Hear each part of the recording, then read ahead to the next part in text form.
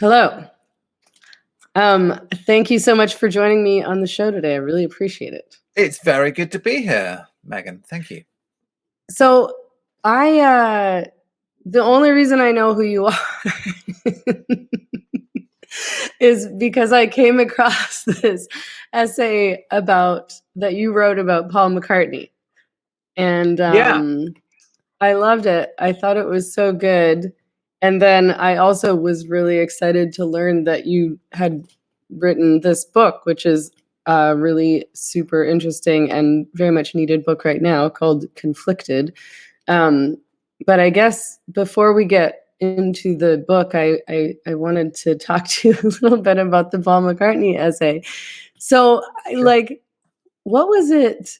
I mean, is Paul McCartney a controversial topic? You know, what led you to feel like you needed to write an essay in defense of Paul McCartney?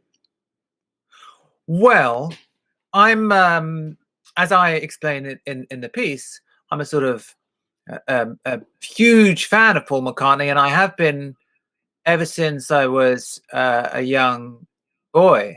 Um, a huge Beatles fan generally, and Paul McCartney in particular. He was always the one that I followed. Um, and it's just struck me often in recent years that when people talk about him, at least in this country, in Britain, maybe not quite the same in the US, but in Britain, there's a tendency to slightly almost dismiss him or to be slightly deprecatory of him. He's just not cool, right? He's the guy who does the thumbs up, and he's done some sort of annoying songs over the years, and people go, okay, yeah, he was good in the Beatles, and they talk about him as if he's just some kind of light entertainment celebrity who's sort of still hanging around.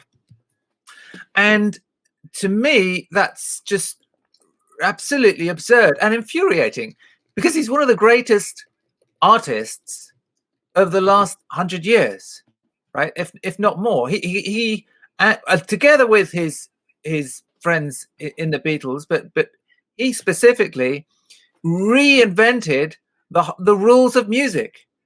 And I think the Beatles were the biggest thing in culture in the 20th century, and I think he was an absolute kind of central driving force of that. And even post Beatles, I think he's had actually a really interesting, long and varied career, which is way underrated.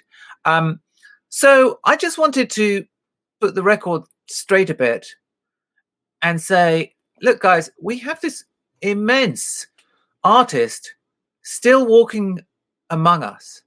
And because he's been among us for so long now, we take him for granted. Don't take him for granted. Don't take what he's done for granted. Right.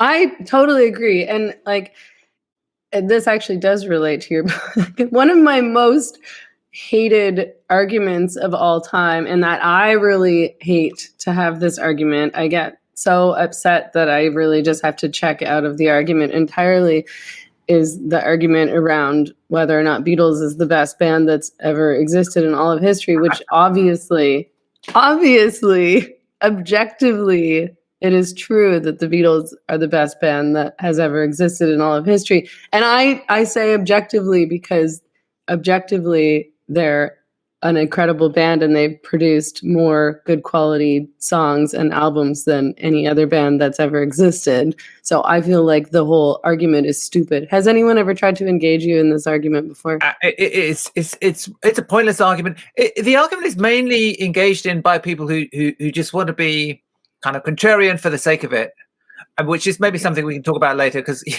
although I'm a fan of critical and independent thinking, I'm not kind of a fan of contrarianism for the sake of it. And to me, it's just like the wrong place to even start.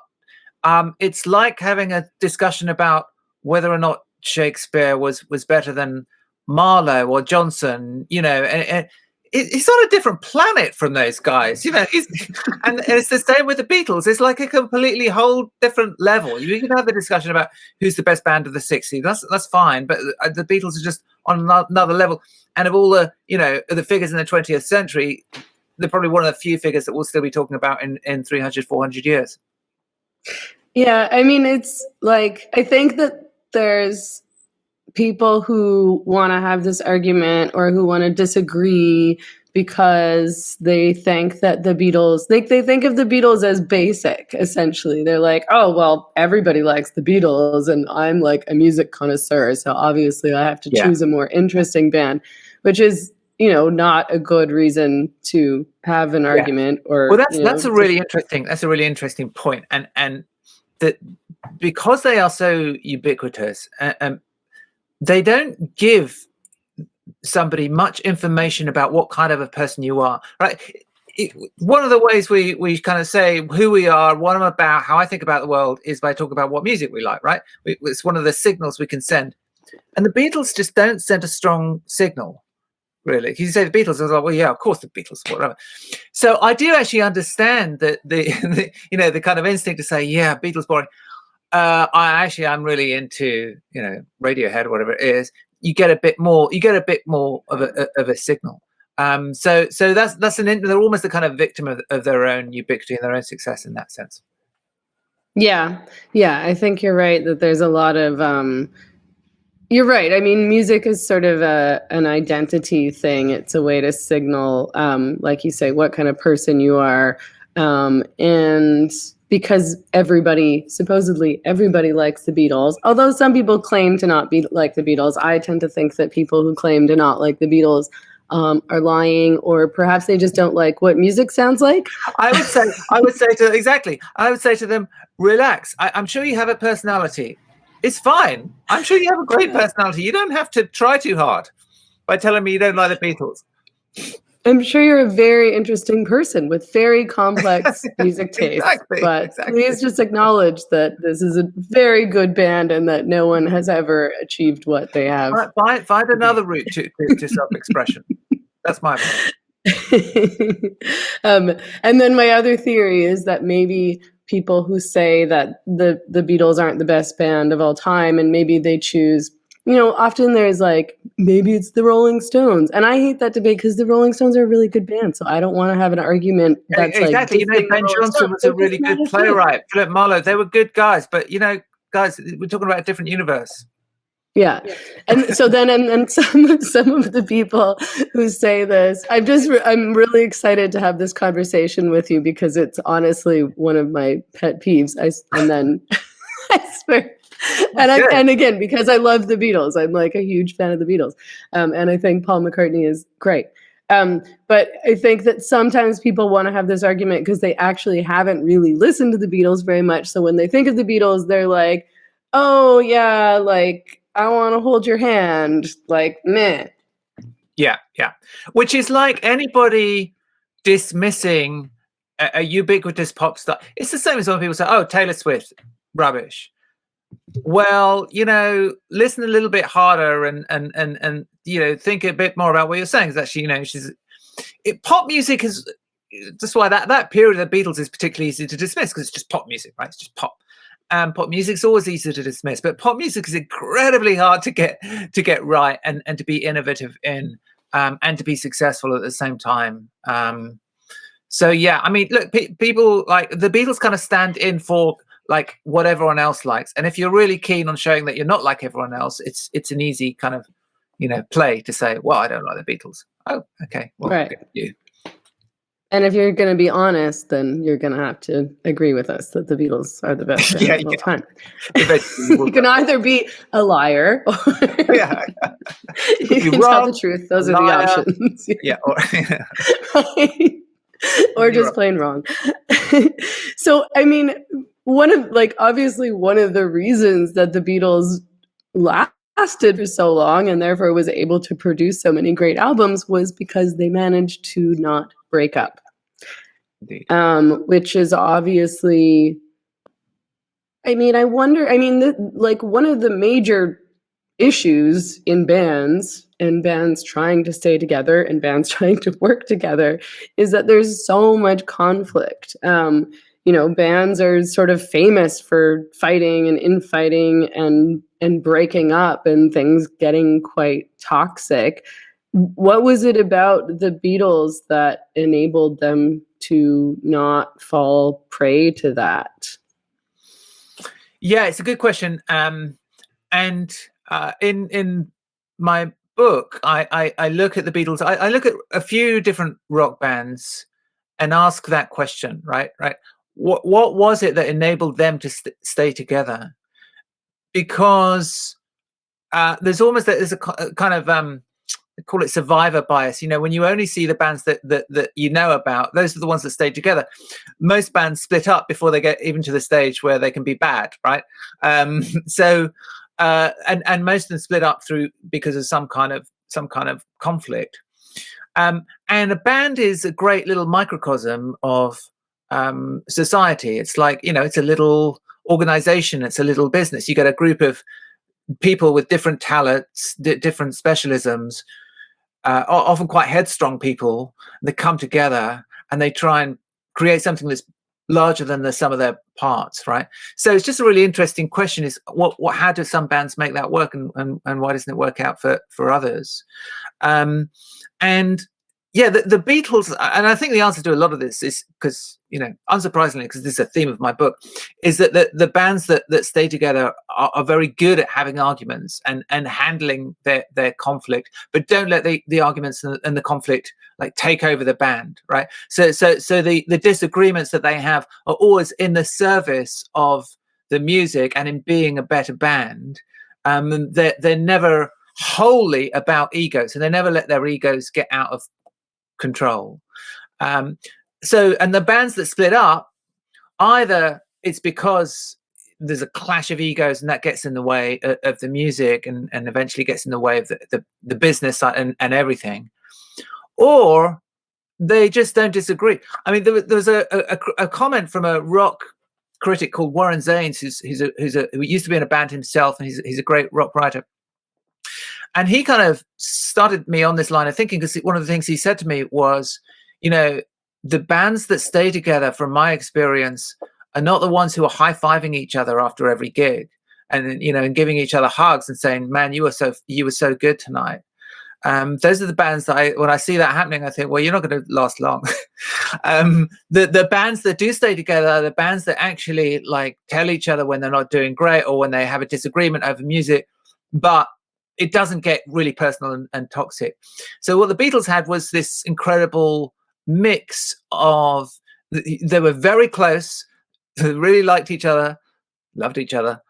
They made each other laugh, very important. We might want to come back to that. Sense of humor is hugely important to this. And that they were able to just openly disagree with each other. And they had rows. Some, like, at least 3 of them walked out at various stages. But eventually got back together. So they had this kind of like mix of being very close and very kind of open about what they liked and didn't like, and that was the thing that made it work. Right, and so obviously, a key aim of your book was to discover how to do conflict well and to talk about how to disagree effectively, at least so that it doesn't become the issue doesn't become worse, or things don't become toxic, or there isn't violence or something like that. But I mean, and as you just sort of brought up briefly, humor can be really important in that. And you talk about teasing as sort of a good thing to use when you're having disagreements or conflicts with others. Something that can be kind of effective. Yeah. We don't want to spend the whole podcast talking about the Beatles, but let me just start with one Are you more. Sure? Yeah. I'm joking. Anecdote about the Beatles, which is quite a well-known one, but I just think it's a really interesting one. So when they had before they were famous, right? They have an audition at EMI. It's their second audition with a London record label. They come down from Liverpool. The first one, they failed. Decca rejected them, and this is really their last chance. If they get rejected again by London record label, I mean, they would have probably split up, right? And George Martin is this, posh English chap called George Martin in the studio, which was on Abbey Road in London. It was known as EMI Studios then. It only became Abbey Road later for reasons that you can guess at. And they auditioned for George Martin, gave a pretty good account of themselves. And then he invited them up to his kind of little bit of the studio, the control room, for a chat. And it was a little bit tense for them. They were nervous and tense. And George Martin gave them quite a talking to. He was very confident. Obviously, he was the guy in charge. And he said, look, you chaps seem to have some talent. You've got some good songs here, but you need to do this and this and this. And then after a while of talking, he said, have you got anything that you would like to say to me? And there was a sort of beat of silence. And George Harrison, the youngest member of the group, says, well, I don't like your tie for a start. And everybody breaks out laughing, right? And there must have been like a little fraction of a second, I imagine, where everybody's kind of saying, oh my, what is... And then because George Martin laughs and they laugh, it just, the tension just sort of evaporates from the room. And it's really interesting because there's a whole kind of class thing going on here. Maybe you have to be British to understand. But George Harrison was essentially teasing George Martin. And in a way, he was auditioning George Martin, because I say it was their last chance, but the Beatles were never... They were always certain that they would succeed somehow, and they were certainly convinced that they were exceptionally talented right from the beginning. And there was a little touch of arrogance about them, and I think they were kind of saying, "Can this guy take a joke? Because if he can't take a little bit of a teasing joke, then we don't want to work with him." As it turned out, he could, and he did, and that was a kind of big part of their relationship for years to come. And yeah, I just thought it was interesting because I think humor and teasing in particular is a really important and useful way to deal with tense conversations and with disagreements. It's a kind of way of giving somebody feedback on themselves, which is not a kind of direct, aggressive way. It's a kind of subtle way, and done right, it's affectionate and quite and sort of positive and playful rather than passive aggressive, right? And I was thinking, I love to be teased, right? Not everyone does, but I do too. I always tell people that, and sometimes I think it's strange when somebody starts teasing me, in a relationship, whether it's a new person, friend at work, or just becoming new friends with somebody, whatever it is. It's like a sign that we've crossed some threshold in the relationship. We're like, good, you're taking the piss out of me, as we say in Britain. That's great. I love that. So you feel the same way. Yeah, I like it too. Sometimes I'll describe it. I'll say like I like being picked on, but it's not not mean picked on. But I just find it very amusing when people kind of make fun of me and pick on me, and I kind of like to make fun of and pick on other people. It's like a good way to build, I don't know, repertoire, I guess. A friend of mine, who was actually a friend of a friend, but he kind of picked up on this characteristic of mine of liking to be teased, and he said, "You love to be flayed, don't you, Ian? You love to be flayed." And he's like, under the right circumstances, I love to be flayed. Of course. So why is it that so many people, I mean, as you discuss in your book, the fact that conflict is actually good for relationships, but a lot of people don't see it that way. A lot of people avoid conflict, and a lot of people fear conflict. Why is that? Well, and that's really what you just said is kind of my starting point for the book. My starting kind of question was, why do we fear it, and does our fear?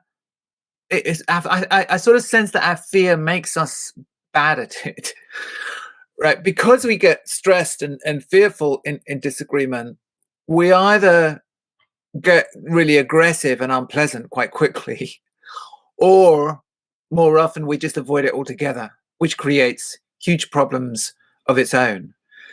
So my kind of mission for the book is to help people feel more comfortable with disagreement, to give them a kind of set of tools, a framework for how to think about it that means that they're able to do it. So why do we feel? I mean, I think we find it hard to separate a sort of disagreement from a personal attack. I'm afraid that's probably just baked into our evolutionary psychology, right? We didn't kind of evolve in groups of humans that were having kind of democratic disagreements about the right way forward, right? We have evolved both, biologically and culturally in communities where you basically did what you were told, or you risked, some being hit, right? Or you just followed habit and tradition. You did whatever the group was. It's actually kind of, broadly speaking, it's a relatively recent development where we're now in these groups where everybody has a point of view and everybody's view is legitimate and you can all pitch in and kind of speak your mind and so on. And so in sort of the broad span of human history, it's an incredibly fast whiplash move we're making into this world where people are disagreeing with us all the time, and it's now being kind of amplified and weaponized by social media. So we can see loads of people disagreeing about everything all the time, every second, and we can kind of throw in our own point of view at the click of a button. And I just don't think that we are remotely prepared for it. Nobody trains you how to disagree well. Nobody takes you aside and says, look, you need to get better at this. It's quite hard. It's quite hard to disagree without getting fearful or without annoying the other person, offending the other person, without it turning into a kind of futile battle of wills. You can do it, but it just takes a little bit of thought. That's basically what the book is about. Mm-hmm.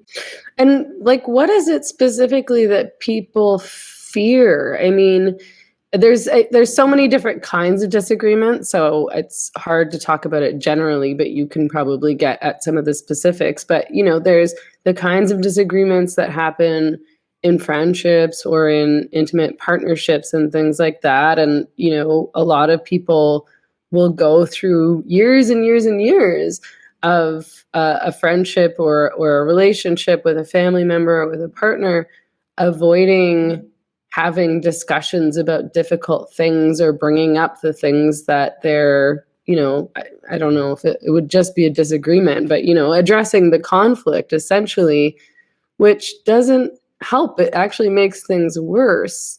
But what is it in people in those situations, people who kind of avoid conflicts and closer relationships, what is it that they're afraid will happen if they bring up the issue or the conflict?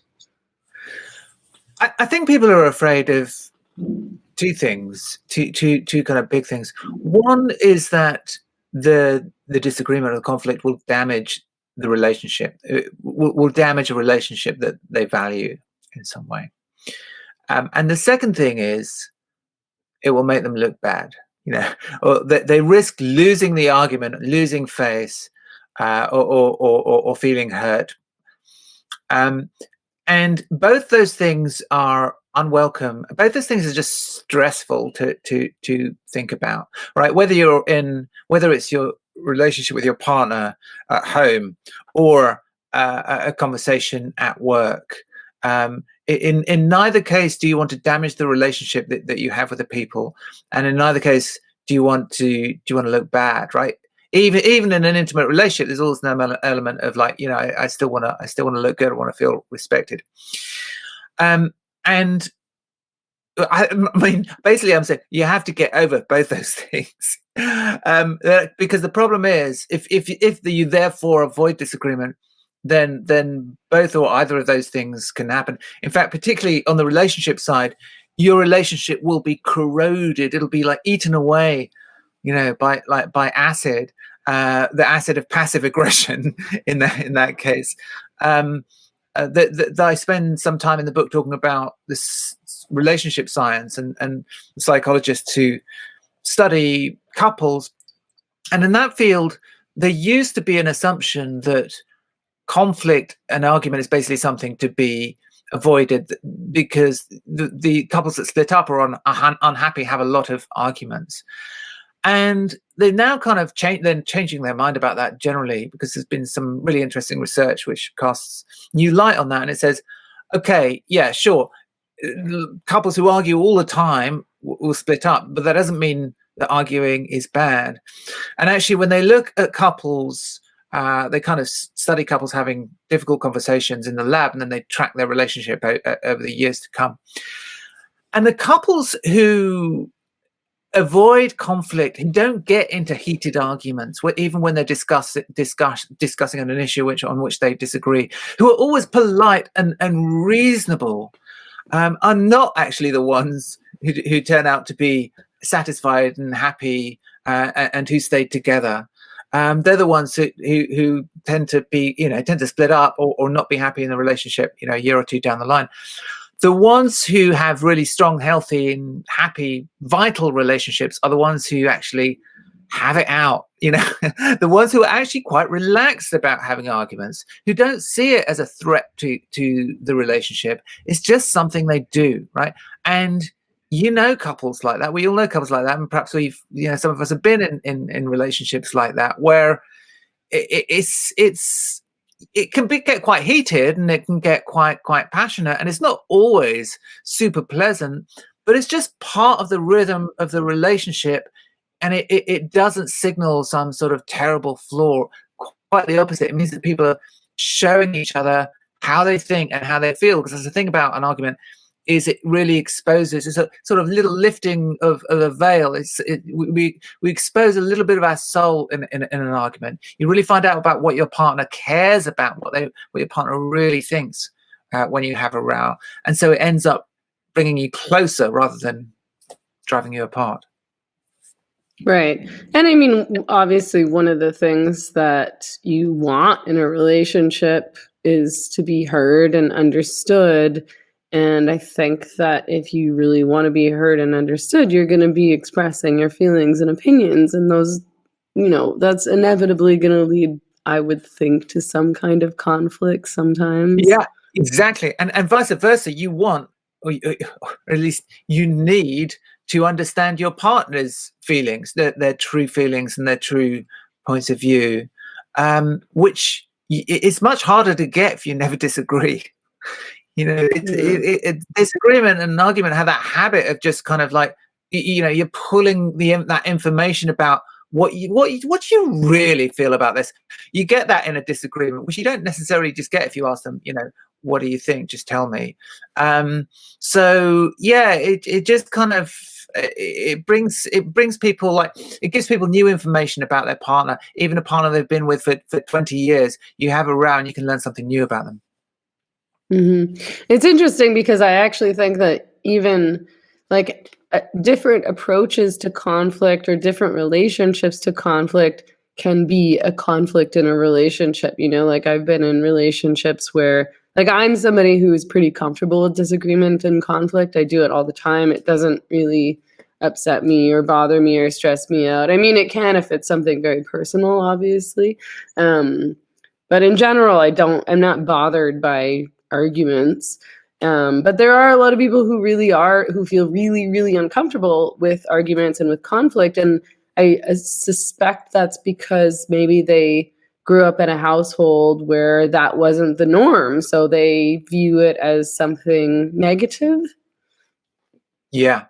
Yeah. And they view it as a sign that there's something wrong here. Right. That this is a kind of some sort of dramatic threat to the fabric of our relationship, whereas somebody like you is like, no, this is part of a relationship. This is how we learn about each other. This is how we get to know each other. It's just one of the modes of intercourse and conversation that we have. It's not a threat. And what you've just talked about is really the essence of the kind of approach that I want everyone to take in every, in every context, not just relationships, is don't see disagreement and argument as threats, as kind of inherently disruptive and something to stay away from and stressful, but just come to see it as one of the essential parts of human relationships. But I mean, Right. but to go back to what I was saying earlier, it really does help if you've given a bit of thought to how to do it well. Because if you don't know how to do it well, you try it and it really goes badly. And then you think, well, I'm never having an open disagreement with that person or with anyone ever again, because that was a horrible row. So it will help if you kind of like have some guardrails and you kind of know how to handle it and how to approach it. And then hopefully you'll have much more creative and productive and kind of more intimate disagreements. Right. And so, what are some good ways to engage in conflict, and what are some things to avoid? Well, one of the mistakes that people make a lot, I think, is getting to the disagreement too quickly before you've kind of made a real connection. Now, this could be you could be talking to somebody you've never met on on social media, or you could be talking to someone you've known for a long time, or anywhere in between. But either way, when you have a some sort of conflict or disagreement that you want to get to, rather than getting straight to it, just kind of make a connection, stabilize the encounter, stabilize the relationship, and then move to the disagreement. So it's a kind of sequencing thing. So in the book, I learned a lot from in my research from people who have really tough conversations for a living, right? So I talked to people who interrogate terrorists, or I talked to hostage negotiators and addiction therapists and diplomats, and lots of people who kind of just have an incredibly deep intuitive feel for how to do this. And I kind of drew these lessons from them. And one of the common themes is to strike up some sort of a rapport with the person you're talking to before you get into it. And one of the common mistakes they say that people make is doing the opposite. So interrogators, really good interrogators, because actually there's a lot of bad interrogators, but the really good ones do not walk into the room with a suspect and say, okay, listen, Sonny, you need to tell me what you know, otherwise we're going to throw the book at you, whatever it is. Because that's the thing that is guaranteed to shut the person up, right? If they were ever even vaguely tempted to talk to you, then you telling them that you need to talk to me is the thing that just makes them dig in and entrench and just kind of like clam up. We just have this instinctive, like, perverse reaction to anyone trying to tell us what to do, right? So you're doing the job for them by trying to get to it like that. Instead, they sit down with them and they try and establish a rapport with them, relationship with them, so that they'll just say, and they're genuine when they say they're genuinely curious people. They'll say, look, I just want to find out how you ended up here. Like, what's your story? And these hardened, trained terrorists just open up because they're not expecting it, and they just sort of gush, and all the information comes out with the story. Hostage negotiators, similarly, they don't pick up the phone to the hostage taker or person in crisis. Often they're just dealing with somebody who's in a crisis of some kind. They don't say, okay, so hi, okay, how are we going to resolve this situation so that nobody gets hurt? They do that later. They pick up the phone, and the first few minutes they spend saying things like, hey, look, just want to say, I can see that you're handling this situation really well. You've got everything under control, and I like the way you've dealt with my colleagues here, and I just want to say on behalf of us, we appreciate the way you've been handling this, whatever it is. But they just calm those people down. They lower the defenses that they have, really up high, put them at ease, make them feel good about themselves. And a lot of succeeding in a disagreement is making sure, doing your best to make the other person feel secure about themselves. Because that fear and hostility, or sort of stress, rather, that fear and stress that you have about the disagreement, they're feeling it too. And so the way to reduce the level of stress for both of you is to work on reducing theirs, because then they will calm down and that will calm you down, and you'll have a better disagreement. So these guys, these hostage negotiators, interrogators, do that. They focus on that like a laser beam, right? Make the other person feel a little bit more relaxed, lower their defenses, so that we can have a more equal, kind of level, calmer conversation. And those are extreme situations, right? We're not all kind of walking and talking to terrorists, but the same principle applies in any tough conversation.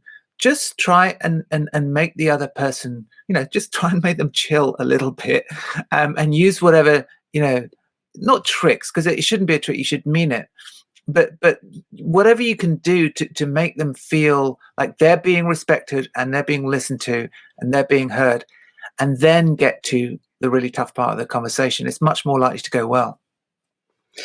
Right. And I mean, you write about how, for example, people will not react well if they sense that they're being condescended to.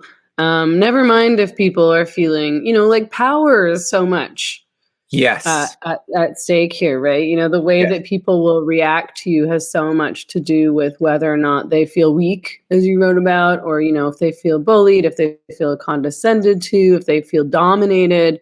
How does that, can you talk a little bit more about how that issue of power factors in? Hugely. So if we go back to what we were saying, and the sense that people treat disagreement, perhaps because we are evolutionary, we're programmed to do so, but you could just see, with your own eyes what happens. People treat disagreement as a threat to themselves, right? So what we're trying to do, if we want a productive disagreement, is we're trying to send signals that there is no threat to you here. Okay, we can have a disagreement, and we're not going to get into that. I've now forgotten your question. Sorry. I mean, it was sort of a meandering question, but I was interested in the. I mean, so you wrote about the David Koresh situation, and I remember one aspect of what you wrote about there is that one of the women who was on the phone talking to the FBI sort of sensed that she was being condescended to, and that led her to shut down, essentially. And I think maybe a lot of people don't realize that when they're engaging with somebody in that kind of high conflict situation, or probably in any conflict situation, in any disagreement, that if somebody feels condescended to, if they feel that you're not really taking them seriously, if they sort of sense that you think that you're right and you think that, and they think that you're wrong, or they think that you're stupid or ignorant or whatever, then, that conversation really isn't going to go anywhere productive. Yeah, exactly right. And we have this very, very deep-rooted aversion to being pushed around, right? And psychologists talk about reactance. Reactance is what happens when somebody feels like the other person is making an attempt to dominate them, however subtle, however reasonable that other person might be sounding. The person on the other side might think this person is trying to dominate me in some way, and then they push back, and they'll use all the means at their disposal, right? So they'll be irrational, they'll be emotional, they'll be angry, they'll be rude, whatever it takes, because they'll push back. In the case of Waco, the FBI agents were on their terms. They thought they were being super reasonable and just kind of explaining the situation to these guys. But the other guys, the guys who were part of the cult, even the kind of more, in inverted commas, reasonable ones, felt like they were being talked down to and condescended. And frankly, they were, because the FBI guys thought they were nutters, right? And that showed. That's the other thing. Like, you can't fake this. You either are going to respect and like your interlocutor, or you're not. If you don't, and you can't find a way to make yourself respect and like them, it's very unlikely to be a good disagreement, because other people can always pick up on that, even when you're trying to be kind of all cool and impassive. And that meant that kind of conversation went disastrously badly. So yeah, the way that disagreements go wrong is that they turn into battles for control. They turn into a tug of war, and you've got to avoid that. One of the other kind of groups of experts that I talk to are addiction therapists, and again, they kind of changed the way they approached the field. Really, in the last couple of decades, they used to the conventional method of addiction therapy used to be to tell the addict, you just need to stop drinking. I mean, I'm crudely summarizing it, but basically it was like you had to kind of break the resistance of the addict by telling them, by showing them how serious their problem was, how it was affecting their life, how it was damaging the life of the people around them. And you just kept repeating that until, you broke their will effectively. And it took them a while to realize that this is incredibly counterproductive, that actually they were just reinforcing the addict's will to go on because every time the expert therapist said, you need to stop doing this, the addict thought, screw you, don't try and tell me what to do. You know nothing about my life. I want to drink more. Here's all the reasons that I like drinking. Here's all the reasons it's totally fine. And although those situations can be pretty awful and serious, we all recognize that we've all been in that situation, right? Whether or not we're addicts, where we know that something that we're doing or is not particularly good, and left to our own devices, we might work out a way of not doing it. But when someone comes along and says, you've got to stop doing this, you suddenly think, hey, no, I like doing this. This is a really good thing to do. I've got lots of good reasons to do this stupid thing that I don't think I should be doing. So in addiction therapy, they just learned that instead of going in like head, directly, you have to just say, a bit like the interrogators, just tell me what's going on. Help me understand why you're drinking. Help me understand why it's a problem. If it's a problem, presume you think it's a problem because you're here. And they just listen, and they build a relationship of trust, and they guide, but they don't push.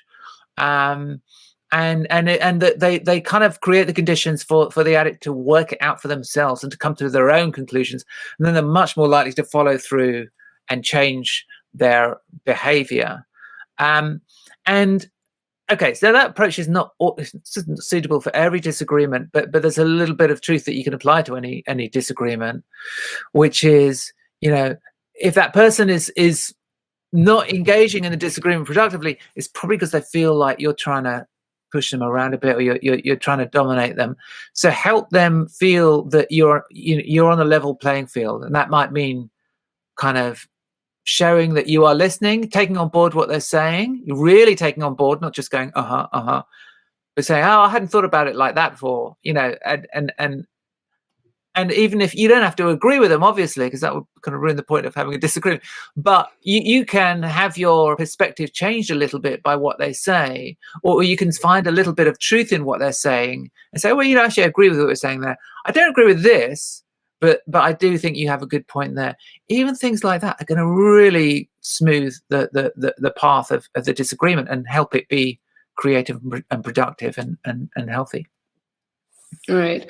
And I mean, in a lot of cases, I think that should be kind of a legitimate approach. Like the idea that you might change your mind, actually, like the idea that maybe your perspective might be flawed or you're not totally right. There's some things that I'm pretty sure I'm totally right about, and I'm not going to change my mind about. But there's a lot of things, like most things, I don't know everything about. So yeah. I'm open to the idea that I could be wrong.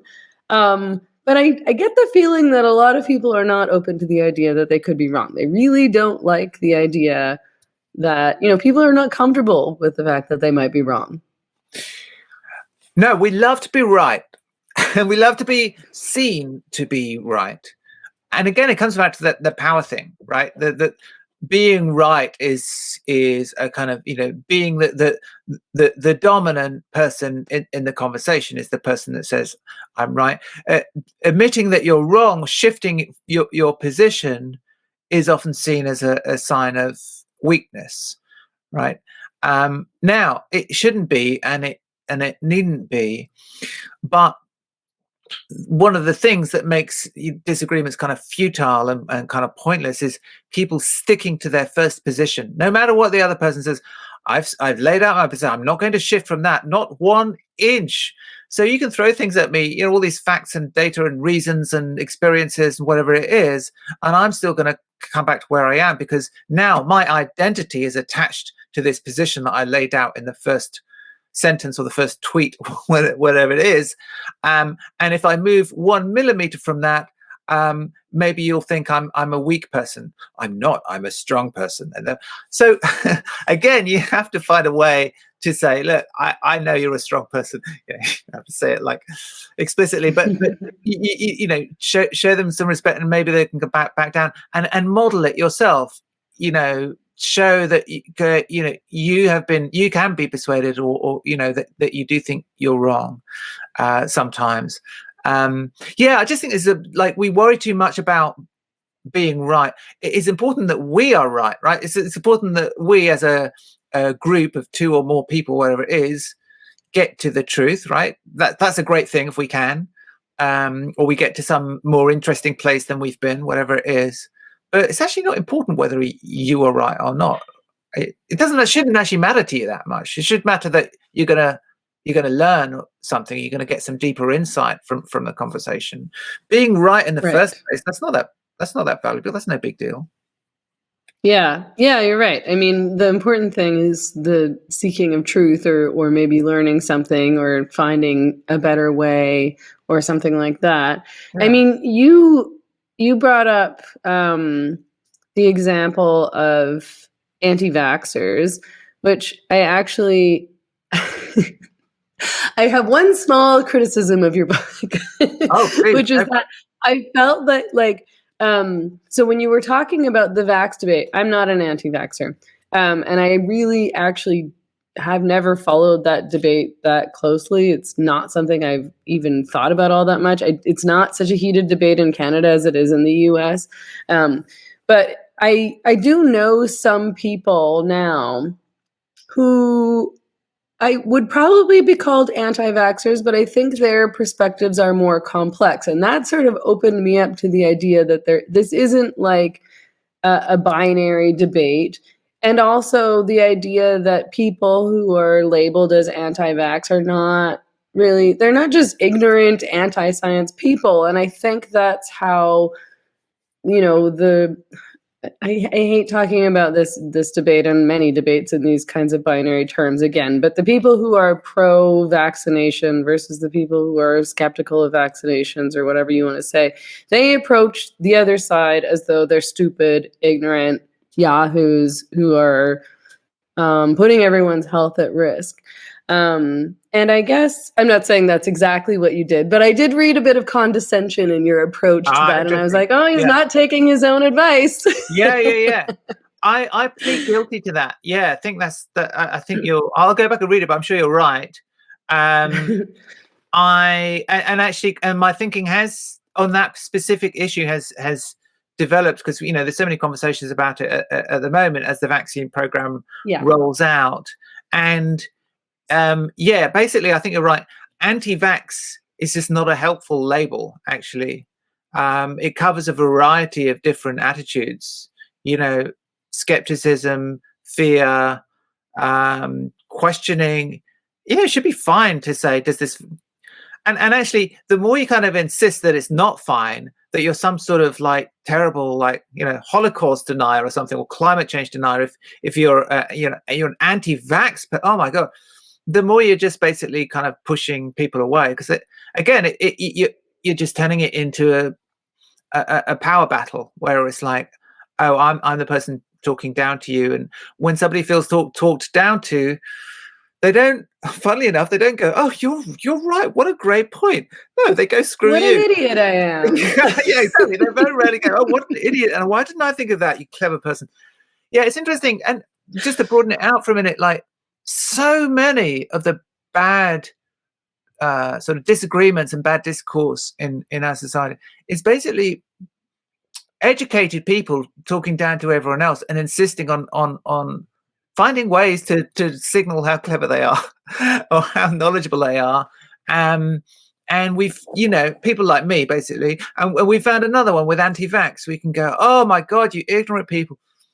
And so I think people like us, people with like degrees and posh jobs, writing journalism, writing books, whatever, podcasting, whatever it is, we should just chill a little bit and kind of go, okay, well, that's interesting. So tell me about how you feel about vaccines, and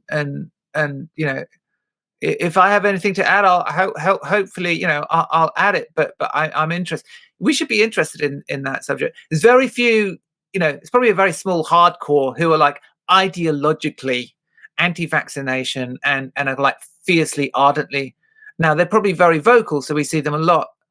But I would guess that 80-90% of the people who are resisting taking the vaccine are actually not part of that minority. They're just people who are doubtful for whatever reason.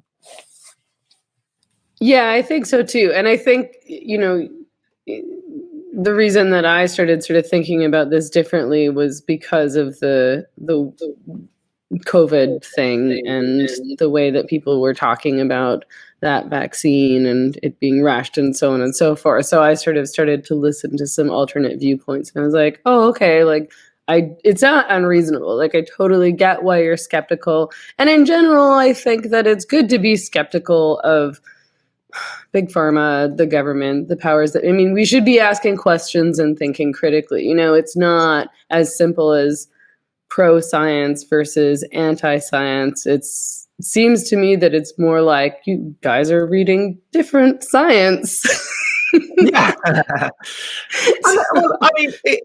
It's some of the main vaccines, the Pfizer vaccine or Moderna vaccine, they've never used this technology before, right? This is a first. Yeah. Now, I happen to think it's bloody amazing, and all the evidence suggests that they're totally fine. But I do understand people going, well, okay, well, this has never been done before, and now everyone's got to take it.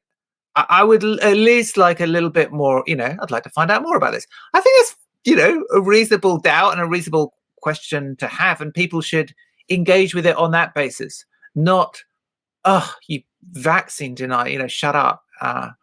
Because like you say, it's just it creates the problem that you're trying to solve. It's like so many approaches to disagreement. It's counterproductive.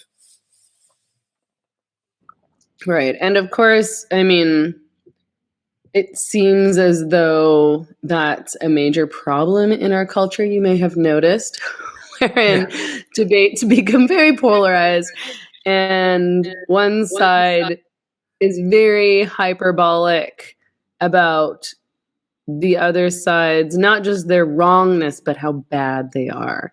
So, in America, it would have been, people who supported Biden over people who supported Trump, maybe, or Hillary versus Trump. And there's very little willingness. There's all sorts of other debates that are equally as polarized. But, it's never going to be a productive or a good conversation, and you're never going to change anyone's mind if you approach people like that. If you go up to somebody who voted for Trump and you tell them that they're a Nazi and a fascist and they're racist and bad, that's not going to convince them to stop supporting Trump if that's what your aim is. And it's so strange to me that people still continue to use this approach, and they double down on this approach, and they refuse. You suggest, I've done this many times, I'm like, you should try to have a conversation with these people that you think are so bad and awful, and maybe try to understand where they're coming from. And they're, no, I'm just going to tell them that they're bad. That'll do it. Yeah, right. Exactly. Number one is it's the humane thing to do, to listen to people, full stop. But number two, even if you just want to approach it in a purely tactical Machiavellian way, you're going to be better at converting or neutralizing that point of view if you understand it better, right? So at least get to know the other side's argument just to defeat it, right? Or get to know the other side's argument because there might be some scintillas of truth inside it, whatever. But really, there's no excuse for not trying to understand and for dismissing it. And yeah, as you say, the left or the liberal left, whatever we want to call it, of which I count myself a part, constantly make this mistake over and over again, turn every issue into this kind of, hey, what we need to do with climate change or racism or whatever it is we need to turn it into a shouty, hysterical, kind of fight. But just by doing that, we'll somehow, people will just come around and win the battle. And of course, you just create more ardent opposition to whatever your position is. Now, I actually think this comes down ultimately to what we've been talking about throughout, which is people's discomfort with disagreement. It's another way. So you can avoid disagreement by just leaving the room, or by just staying silent, by just saying, yeah, I agree with you, sure, right? That's often how I deal with as a conflict averse person myself. I often kind of find myself going, yeah, okay, even when I don't mean it. But there's another way to avoid disagreement. And that's just to shout at the person or to rule them out of bounds or to say that they are evil and, just shouldn't be engaged with. That also gets me out of the stress and the discomfort and the complication of a disagreement. And it's cowardly. It's equally cowardly, and ultimately alienating. Yeah, that's a really good point, actually. I was interested in your discussion of, and I've observed this to be true, but it's still confusing to me, and I'm sure that I do it myself. But this tendency of people to not just cling to their preferred opinions, no matter what, even if they're confronted with facts that might challenge the validity or righteousness of that opinion. But, people will even interpret facts to suit their bias. So people will read facts differently based on what opinion they want to have. How does that work? Oh, I mean, we totally start with the opinion and then we work everything back to that. We are inveterately post-rationalizing creatures. We have an opinion, a theory, a kind of way of seeing the world, and then everything just gets fed through that. So that's just the way we are, and then we have to correct for it. And one of the best ways we can correct for it is having a good disagreement. These we actually think better when we're talking to other people with different views from us, and our biases, our tendency to interpret everything according to what we want, they really kick in, those biases, when we're kind of reading or thinking by ourselves, or only talking to people with whom we agree, right? And then we all kind of reinforce each other's biases. So those biases effectively make us stupid, and the way to avoid stupidity is to have more and better disagreements. Right. And did you find that there was any kind of evolutionary basis for this? I mean, why would this even exist as a human habit, I suppose? Is there an evolutionary basis for confirmation bias, essentially? Yeah, it's a good question. The one way in which it is helpful is if you're thinking about cognition and reasoning as a group activity, not just something you do alone, right? So if you're in a group and you all have different points of view and you're all kind of putting them forward, and you're trying to, and everybody's trying to win, so they're kind of knocking out the other arguments at the same time as putting forward their own view, then if the group has a common objective, this is where things often go awry and fall down, that actually will make the discussion, that'll get you to a better decision, or to truth a lot faster, right? Because you're throwing out all these points of view. It's like natural selection itself. You're throwing out lots of points of view, and the strongest ones will survive. The weakest ones will get mown down by someone else in the group. Now that process is going to go better if each person in the group is really kind of using their confirmation bias and just thinking of all the reasons that they're right and why the other person's wrong, which is a really bad idea when it's just you, right? Or when you're not with whom you disagree, because that's going to basically, you end up in an alternative reality. But if you're in a group where everybody's doing the same thing and you're all kind of doing it together, it actually strengthens the group discussion. So actually, I think that's it. I mean, confirmation bias is like, we think it's this terrible flaw in human reasoning because we think about individuals doing it. But if you look at it in the context of a group, it can actually make the group smarter, as long as the group is, everybody in the group is, has a different view, and everybody's kind of bringing that to the table. Mm. One of the things that I thought was interesting that you brought up is that there's like major cultural differences in terms of people's approach to conflict, how comfortable they feel with conflict, how they engage in negotiation, for example. What did you find there in terms of your research, in terms of, the different ways that maybe different countries, people from different countries, different cultures approach conflict? Well, I mean, we in Western democracies tend to be a bit more comfortable with disagreement. I mean, as I say, I still think we're very uncomfortable with it in lots of ways, but we at least are more comfortable with it than people from more kind of, in inverted commas, collectivist cultures. So, and broadly speaking, Asian cultures, right?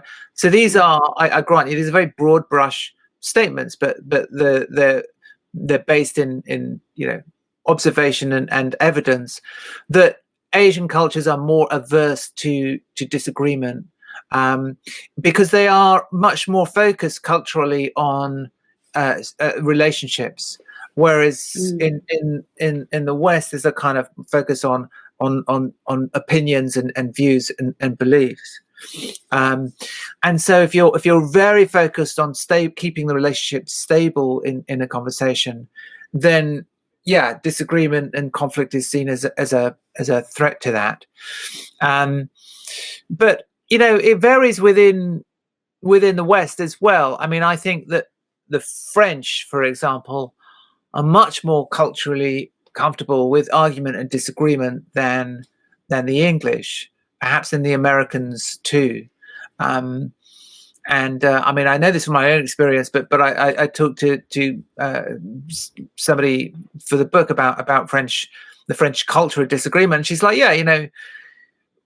I know that in Britain and in America, you have this saying that you should never talk about politics or religion at the dinner table.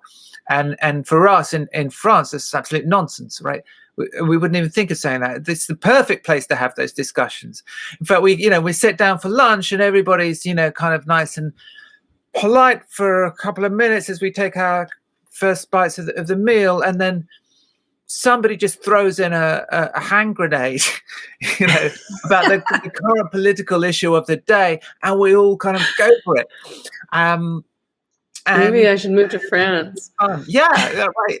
And the thing is, that's the power of a culture, whether it's a corporate culture or a national culture or just a culture in a family, right? Every kind of group has their own culture. Is if it's the norm, then you don't get stressed about it. So that those French friends around the table are not stressed about the fact they're all arguing, because it's just what they do. So you can change the norms to make disagreement a much less stressful and a more enjoyable activity. Interesting. I mean, and I think, I mean, Canadians are very bad at conflict and very bad at disagreeing. It's funny that you say that, like France is more comfortable with conflict, or I don't know if you would use the term better or not, than people in the UK. But I've always felt like people in the UK, by comparison to Canadians, are very good and very comfortable at conflict, much more comfortable with debate. In Canada, people are so desperate to get along that we just don't talk about anything ever. I mean, the politeness is like stifling here. We can't really, we don't have political debates hardly. And it can be stifling, right? Politeness is, I'm a fan of politeness. I'm not against politeness, but it can be a bit much. It can be a bit much, and it can be an obstacle to honesty and truth telling. And there is definitely a balance to be struck there. Yeah, I mean, I think Canadians are not very invested in things like free speech and free expression for that reason, because I think a lot of Canadians are more concerned with offending or with something being offensive or, harmful words than they are with people speaking their truths, which again, I find stifling. In any case, I obviously want to talk about social media, because social media conflicts are such a major part of our culture now, unfortunately. And I just think it's sort of inherent to the technology that these kinds of like debates and disagreements are not going to go well online, is my opinion. What do you think? Sadly, I think that's largely true. I think there are things you can do to make it go better, but put it this way: structurally, it kind of makes it tougher, right? It makes it harder. So you see it as a challenge. Can I have good disagreements on Twitter or Facebook, whatever it is? It's going to be harder than it is in person, and I think the reason is that the sort of bandwidth of the connection that you have with somebody is much narrower than it is face to face, or even over video, or even over the phone, right? When you're picking up lots of signals about each other from the way that we use our voices, the way our face appears, if we can see the person, our body language, and so on. And when you have a kind of more broadband, kind of wider, richer relationship with someone, the disagreement itself does not seem so important, right? It's kind of put in perspective, because you're like, well, subconsciously, you're not kind of explicitly thinking this, but you think, well, okay, well, I have this relationship with this person. It might be a new relationship or whatever, but that seems to be quite important, right? And that's kind of at the center of my consciousness, and the disagreement is just kind of one thing that we're handling.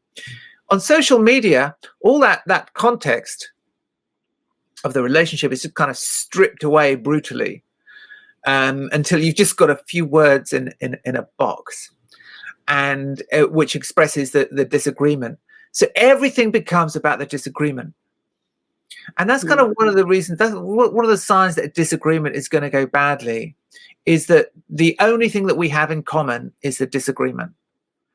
We can't see any, got no kind of sense of our shared humanity, no sense of our wider kind of perspective on life. We don't have any of that kind of shared stuff in common. All we've got in common is a few words about, Trump or Biden in a box, and that becomes the entirety of our relationship. And that means actually things get quite nasty and defensive much more quickly, because that becomes a kind of personalized battle, which we just sort of naturally avoid when we're when we have an offline relationship. Yeah, that's exactly right. I mean, there's no context to any of these arguments or debates that we're having with strangers, people we know nothing about, people that we're passing judgment on based on this one comment of theirs on Facebook or whatever it is. But there's also the fact that even when we're dealing with people that we know, even people we know quite well, debates or disagreements or conflicts online tend to go really badly. Even like I have a policy of, if there's like a difficult conversation to have or some kind of conflict, I try as best as I can to have the conversation in person, or at least over the phone rather than over text, for example, because I just, through experience, have determined that it doesn't usually go very well. Why is that? And it's the same thing. It all becomes kind of focused on words. Right. Actually, words are a really kind of like inadequate way to conduct a relationship. I mean, they're pretty good, right? But actually, it's hard for a writer to digest that. But yeah. Okay. But they don't really. Your feelings are analog. Your feelings about each other are essentially analog, right? Relationships are at base analog, right? Language came quite a long time after we started relating to each other. You think about your relationship you have with with animals, with your pet, whatever. It's still pretty rich. It's just that you don't have language. I mean, we could get this is a kind of longer conversation, but in social media, on WhatsApp or text, whatever it is, you just got these words, and they just seem to kind of they don't really capture anything about your relationship. And yeah, I mean, having arguments with people over email, people you know really well, it's just horrible. It becomes horrible. It's just cold, basically, because you're getting none of the instinctive kind of warmth you get from that you would in the actual presence of the person. You're just seeing this fake substitute for presence, which is sort of good enough, but it's actually a very thin read on how they think and how they feel. Because often the words that we're saying, and certainly the ones we're writing, don't actually reflect properly how we feel. But to the person on the other end, it seems like it's 100% of the person. It's like, it's all I can see, so it must be all of you. It must be all of what you feel. Well, it's not. It's just the words that I, spat out by mistake. Yeah. Well, and I mean, it's tempting to, especially for somebody, again, who's a writer like you are, I'm also a writer, to want to kind of spell things out very clearly, because that's how we're used to communicating. And so I've had to resist that desire to send a long email or send like a novel over text. I haven't always resisted. No, me neither. I haven't been perfect at this, but I try really, really hard.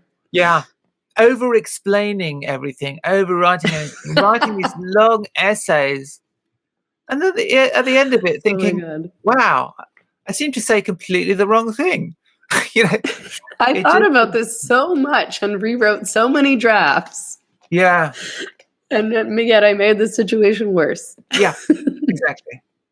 Yeah. I think in the book you wrote that tone really is more important than content. Is that true? Yeah, the tone is the kind of the non-word, non-verbal part of the conversation. And tone is actually where you establish your relationship, right? So in any conversation, there's the content level and there's the relationship level. The content is the thing that you are arguing about or talking about. It's the thing that you've verbalized. But actually, often the real action is happening downstairs or underground, in the relationship level, where you're sending signals to each other about what you think about me, how you feel about me, and vice versa.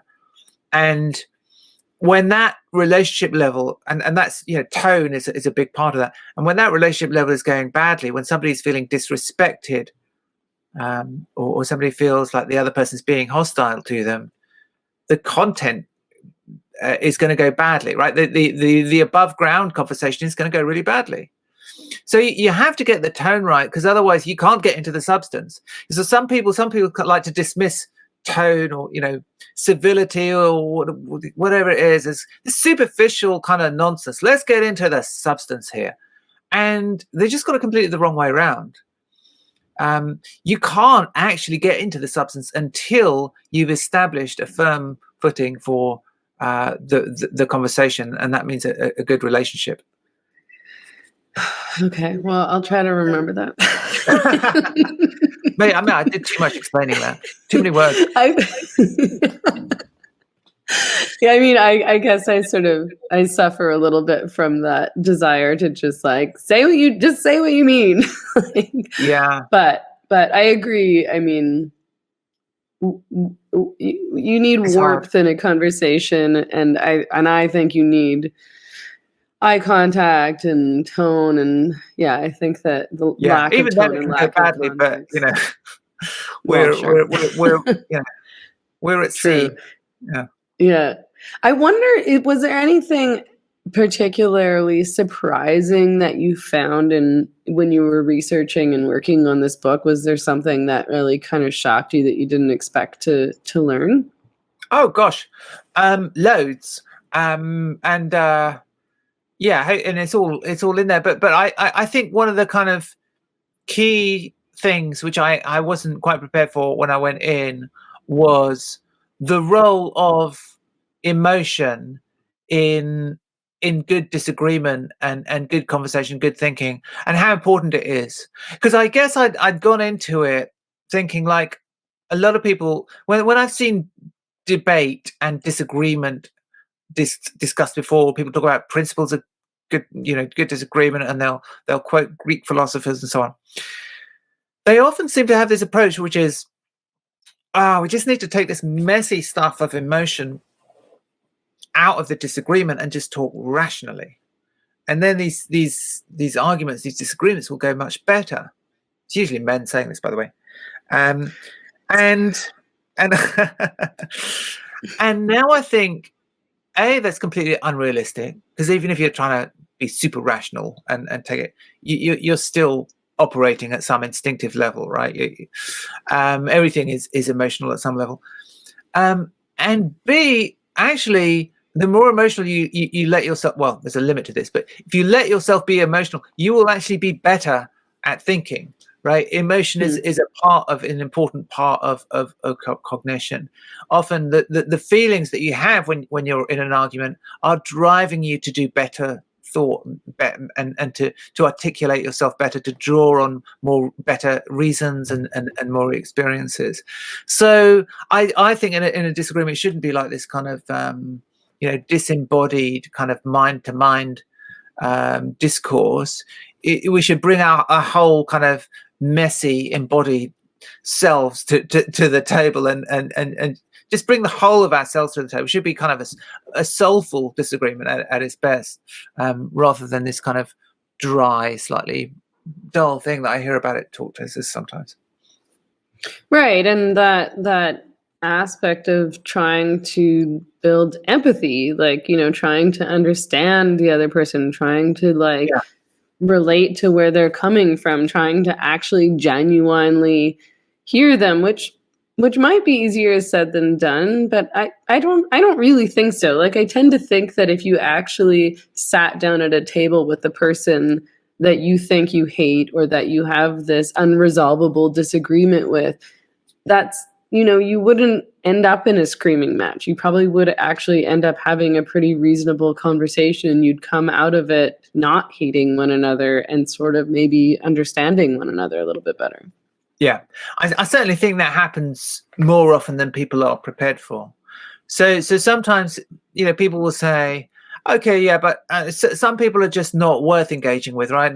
They're just beyond the pale, their views are just way off the reservation or whatever.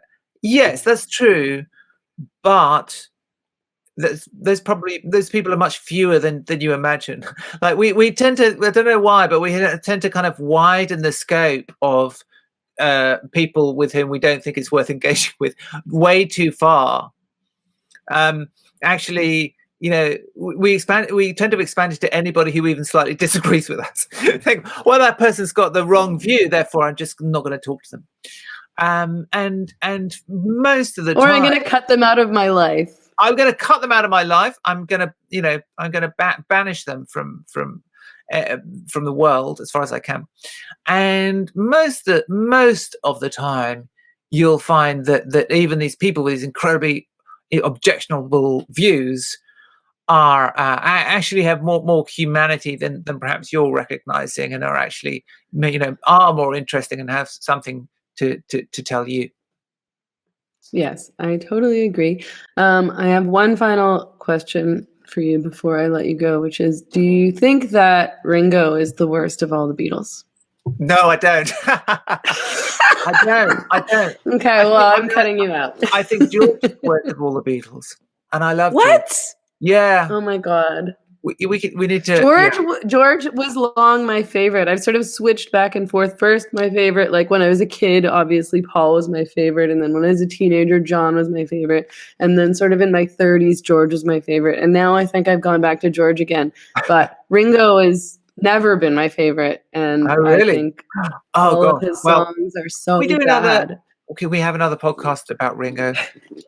Because yes, yeah, we'll have the Ringo podcast, because Ringo, I might just do another 10,000 word essay about Ringo in that case, because Ringo is incredible drummer, and also really important to the social glue of the Beatles, right?